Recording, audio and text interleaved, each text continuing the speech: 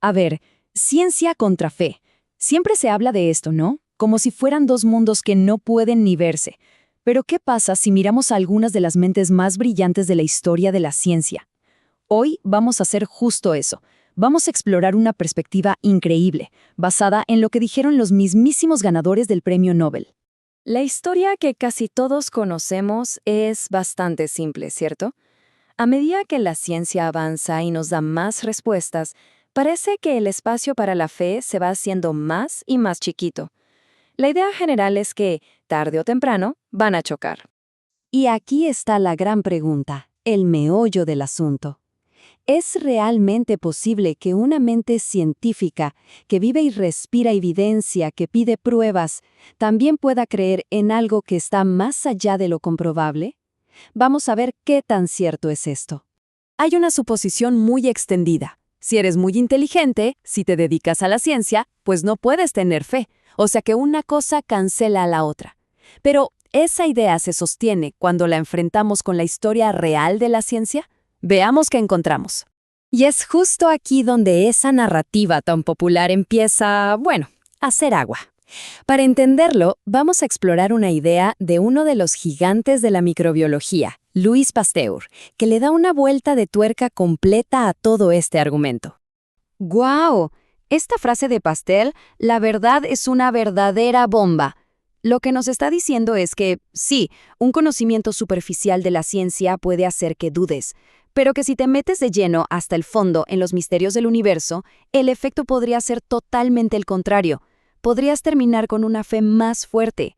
Bueno, dejemos la teoría y vayamos a la evidencia dura. Y no estamos hablando de cualquier científico, no. Estamos hablando de ganadores del Premio Nobel, o sea, la élite de la élite del mundo científico. Y ojo, que esto no es algo de un solo campo. Vamos a ver ejemplos que van desde la física y la química hasta la medicina. Mentes que se dedicaron a descifrar desde lo más pequeño, como el átomo, hasta lo más grande, como el cosmos.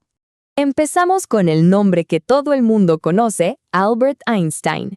A ver, esta famosa frase no habla de un dios como el de las religiones, pero sí refleja su asombro total ante un universo que tiene un orden, una inteligencia superior, algo elegante, sofisticado, no un caos malintencionado. Ahora, Max Planck, uno de los padres de la física cuántica, nos regala una perspectiva poderosísima. Para él, la religión y la ciencia no son enemigas, para nada. Son como dos caminos que empiezan en lugares diferentes, pero que al final convergen en el mismo punto, el asombro ante el gran misterio final.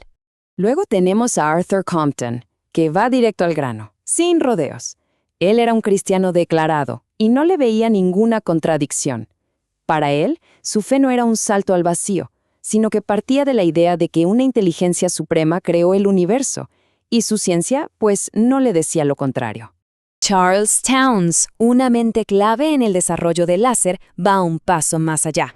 Lo que él sugiere es que la ciencia, con todo su poder, podría tener un límite. Que cuando llegamos a la pregunta más fundamental de todas, ¿de dónde salió todo?, la respuesta quizás no esté en un laboratorio, sino en otro lado, en el terreno de lo religioso. Y ya en tiempos más recientes, William Daniel Phillips es todavía más explícito. No solo dice que son compatibles, sino que habla de su creencia en un Dios personal. Y esto es clave, porque desmonta esta idea de que los científicos creyentes solo piensan en una especie de fuerza cósmica, y ya. Ok, saltamos a la química con Richard Smalley, un pionero de la nanotecnología. En sus últimos años fue muy directo. Decía que la complejidad que veía a nivel molecular, sobre todo en el origen de la vida, era tan, pero tan inmensa, que la ciencia sola no le daba una explicación que lo dejara tranquilo. Y ese vacío lo llevó a afirmar su convicción. Ahora, en medicina, nos encontramos con Alexis Carrel, que hace una conexión alucinante.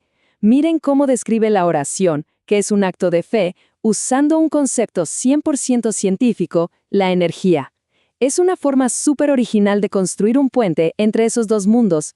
Y para cerrar esta ronda de ejemplos, escuchen al biólogo Werner Arber. Su visión, que él llamaba un teísmo reflexivo, no le llegó de una revelación divina, sino de su propio trabajo. Al estudiar el orden increíble que hay en la vida, él no veía pura casualidad. Veía indicios que para él apuntaban a una inteligencia creadora. Bueno, después de escuchar a todos estos genios, ¿qué sacamos en limpio? ¿Qué podemos concluir? ¿Hay algo en común, algún patrón en las creencias de estos gigantes de la ciencia? Y aquí está la clave de todo esto. No estamos hablando de creencias vagas así nomás. Hay 3 puntos, 3 hilos conductores muy claros. Primero, todos, de una forma u otra, afirmaron la existencia de un Dios o una inteligencia creadora. Segundo, ninguno vio a la ciencia como un enemigo de esa creencia. Al contrario, la veían como un camino compatible.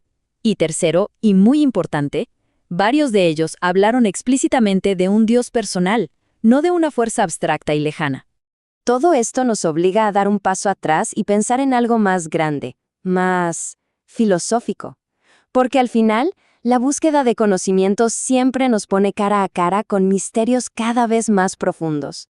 Y para esto volvemos a Max Planck, con una idea que, la verdad, te deja pensando. Dice que la ciencia no puede resolver el último misterio de la naturaleza por una razón muy simple, porque nosotros somos parte de ese misterio. El observador es parte de la ecuación. ¡Qué locura! Y con esto cerramos, con una pregunta que se queda en el aire para reflexionar. Si algunas de las mentes que más lejos han llevado el conocimiento humano sintieron la necesidad de buscar más allá de la ciencia para las preguntas más grandes, ¿qué nos dice eso sobre los propios límites del conocimiento y sobre las distintas maneras que existen para buscar la verdad?